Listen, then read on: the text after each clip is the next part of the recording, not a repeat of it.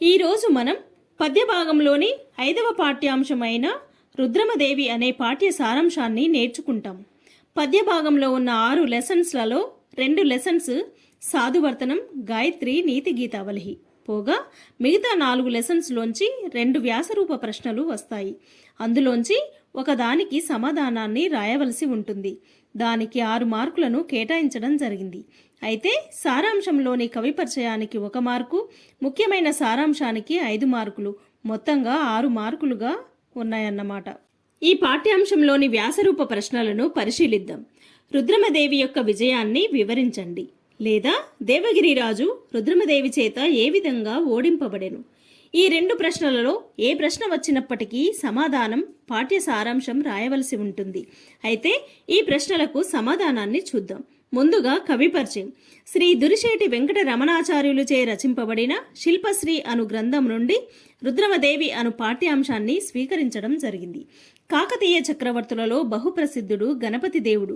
ఇతని కుమార్తె రుద్రమదేవి. ఈమె పురుషులతో సమానంగా సకల విద్యలను నేర్చుకుంది. అంతేకాకుండా యుద్ధ విద్యలో కూడా ప్రావీణ్యాన్ని సాధించింది. గణపతి దేవుని మంత్రి శివదేవయ్య.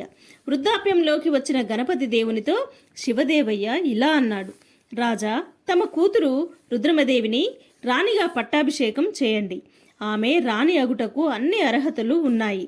తను శత్రువులను తన పాదాల క్రింద అణిచివేయగల సర్వసమర్థురాలు. రుద్రమదేవికి పట్టాభిషేకం చేస్తే ప్రజలు కూడా ఎంతో సంతోషిస్తారు అని. మంత్రి అయిన శివదేవయ్య మాటలు విన్న గణపతి దేవుడు చాలా సంతోషించాడు. తను రుద్రమను రాణిని చేస్తున్నట్లుగా రాజ్యంలో చాటింపు వేయించాడు. ఒక మంచి ముహూర్తాన్ని చూసి పుణ్య నదీ జలాలలో వేద మంత్రాలతో పండితుల ఆశీర్వచనాలతో రుద్రమదేవికి పట్టాభిషేకాన్ని చాలా గొప్పగా జరిపించాడు గణపతి దేవుడు. దేవగిరిరాజు మహాదేవుడు. ఇతనికి 2 సామంతరాజులు. వారే హరిహరదేవుడు, మురారిదేవుడు. వీరు రుద్రమదేవి రాణి కావడం వల్ల స్త్రీ ఆధిపత్యాన్ని భరించలేకపోయారు. వీరు రుద్రమదేవిని ఎలాగైనా ఎదిరించాలనుకున్నారు. ఒకరోజు రుద్రమదేవి పరమేశ్వరుడి మందిరానికి వెళ్ళినప్పుడు తను లేని సమయం మంచిదని భావించి బుద్ధి లేని వారిలా కాకతీయ నగరాన్ని ఆక్రమించారు. ఈ వార్త తెలిసిన రుద్రమదేవి అపరకాలిలా మారింది.